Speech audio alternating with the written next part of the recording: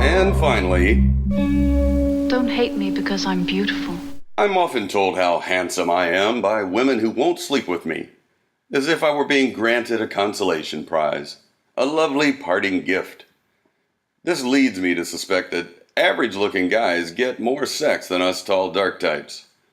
I mostly get ephemeral flirtations or hard-to-get games, neither of which I have much patience for these days. I've been told by female friends that women find my appearance intimidating.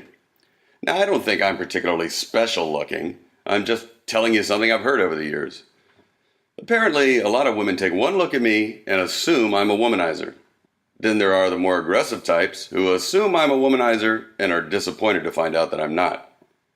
I'm told by my womanizing male friends that I should be more aggressive with hot babes. They tell me that extremely good-looking women are often the easiest to get into bed, because most men are too intimidated to approach them. Consequently, these women are more grateful and giving when Mr. Confident comes along. Me, I'm picky. I cling to the kinky notion that a woman worthy of my carnal affections should first be able to give me good mind. Perhaps my standards are too high. I tell women that I am just as interested in conversation as sex. They never believe me. I can see it in their big, blinking eyes. They assume I'm just feeding them a line. Either way you look at it, I've spent the preponderance of my virile days longing for both and getting neither. In fact, it really doesn't seem to matter what I say when I'm interacting socially with a fertile woman for the first time. Everything I say, no matter how simple, is parsed for my supposed womanizing agenda, as if every sentence were taken from my Handsome Guy's Guide to Getting Laid manual. I could say something as straightforward as, I like sushi, only to be met with a suspicious, I'll bet you do, or what's that supposed to mean? Caution. Humor in progress.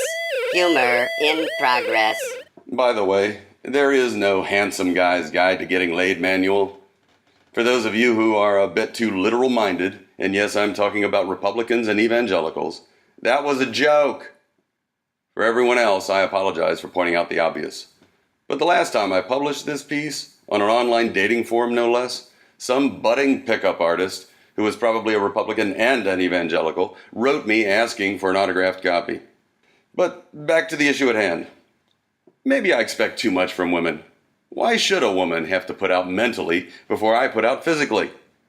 As an ex-girlfriend once told me, Greg, I don't feel like talking tonight. Can't you just fuck me like a regular guy? Don't get me wrong. I get erections when beautiful, unknown drunk girls touch me and tell me I'm hot. But I also achieve a more lasting kind of tumescence on those rare occasions when an attractive woman takes a genuine interest in words I've written and music I've composed. This typically triggers in me an emotional priapism that lasts a lot longer than 4 hours. Oh, boo-hoo, poor me, right? Can you hear the violins underscoring the sad tale of the lonely, handsome guy who spends his nights composing anecdotes and tending to his cats? I keep in touch with some of the women who, over the years, have rejected my advances. They regale me with stories of throwing themselves at average-looking men. Like the whore that I am, is how 2 of these women have described this behavior.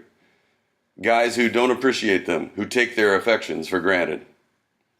I also know men who can walk into a bar and leave with a female bartender, or walk into a strip club and leave with a dancer, or walk into a party and disappear with someone's wife or girlfriend.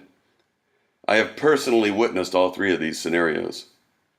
These men all resent women for being too easy and don't return their calls the next day. Do I envy these guys? Not really. But I would like the power to say no once in a while to women who wield as much brain power as they do girl power. Sounds like you're just a little bit full of yourself.